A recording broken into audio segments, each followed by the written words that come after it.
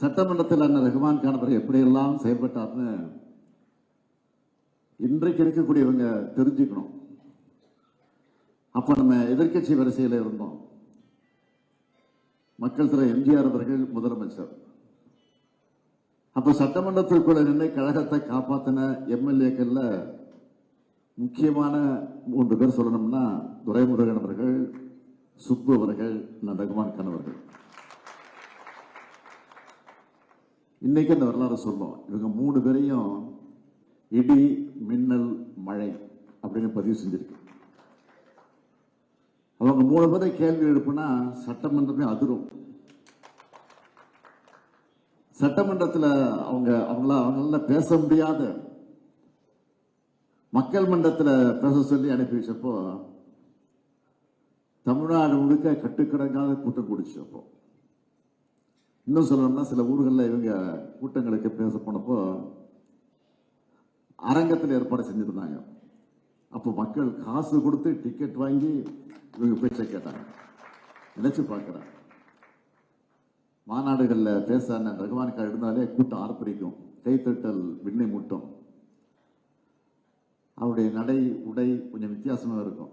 நீ பார்க்கலாம், நடையே கொஞ்சம் அப்படியே பிரித்து வைத்து நடப்பார்.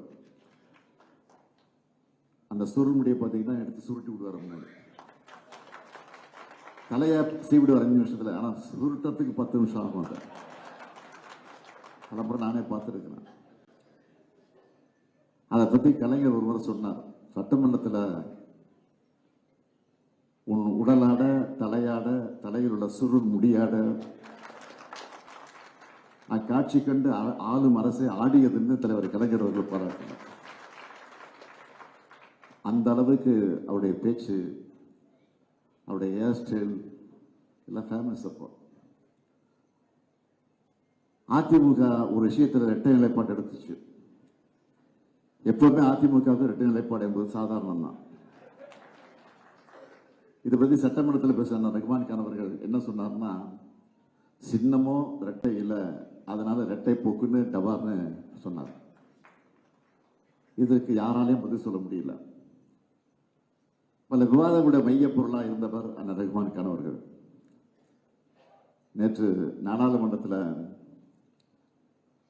நாட்டை சர்வாதிகாரத்தை நோக்கி நகர்த்த புலனாய்வு அமைப்புகளை வச்சு தங்களுக்கு எதிரானவர்களை பதவி நீக்கம் செய்ய ஒரு கருப்பு சட்டத்தை கொண்டு வந்திருக்கிறார் மாண்புமிகு ஒன்றிய அமைச்சர், ஒன்றிய உள்துறை அமைச்சர் அவர்கள். இதுக்கு முன்னாடி குடியுரிமை திருத்த சட்டம், வகுப்பு திருத்த சட்டம் என சிறுபான்மை மக்களுக்கு எதிரான பல்வேறு சட்டங்கள் எல்லாம் கொண்டு வந்தாங்க. அப்போதெல்லாம் அந்த சட்டங்களை திராவிட முன்னேற்ற கழகத்தின் சார்பில் எப்படி கடுமையாக எதிர்த்தோமோ அதே மாதிரி இந்த கருப்பு சட்டத்தையும் எதிர்ப்போம். இதையெல்லாம் அவர்கள் ஏன் செய்யறாங்க? மக்கள் பிரச்சனைகளை திசை திருப்பு செய்யறாங்க.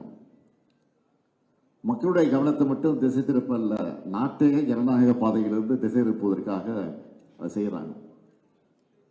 வரவேற்பு ஆற்றிய தம்பி உதயநிதி சொன்ன மாதிரி இடியா பேசுன ரஹ்மான் கான் தென்றலா கவிதைகளையும் எழுதியிருக்கிறார். இதையெல்லாம் அறிந்து கொள்ள இந்த 6 புத்தகங்களையும் நீங்க எல்லோரும் வாங்கி படிக்கணும். குறிப்பா அவருடைய சட்டமன்ற உரைகளை எல்லாரும் படிக்கணும். எப்படி பேசணும், எப்படி உரைகளை தயாரிக்கணும் என்பதற்கு அவருடைய உரைகள் எல்லாம் ஒரு பாட புத்தகமாக வந்திருக்கு. ரஹ்மான் கான் போன்ற இடி முழக்கங்களாக பல உருவாக்கணும். அதுக்காகத்தான் என் உயிரினும் மேலான பாசறை பக்கம் போன்ற பல முன்னெடுப்புகளை இளைஞர் அணியினர் செஞ்சுக்கிட்டு இருக்கிறாங்க. மற்ற அணியினரும் இன்னும் பல முன்னெடுப்புகளை எடுத்து கழக கொள்கை வீரர்களை உருவாக்கணும். என்னை பொறுத்த வரைக்கும் கொள்கையை விதைச்சு உழைப்பை உரமாக்கி வெற்றியை விளைவிக்கணும். செய்திகளை உடனுக்குடன் தெரிந்து கொள்ள கீழ்கண்ட கேபிள் மற்றும் டிடிஎச் நெட்வொர்க்குகளில் எம்நாடு செய்தி தொலைக்காட்சியை காணுங்கள். பாதகம் செய்பவரை கண்டால் நாம் பயம் கொள்ளலாகாது பாப்பா. மோதி மிதித்து விடு பாப்பா, அவர் முகத்தில் உமிழ்ந்து விடு பாப்பா. அண்மை செய்திகளை உடனுக்குடன் தெரிந்து கொள்ள இணைந்திருங்கள் எம்நாடு தொலைக்காட்சியுடன்.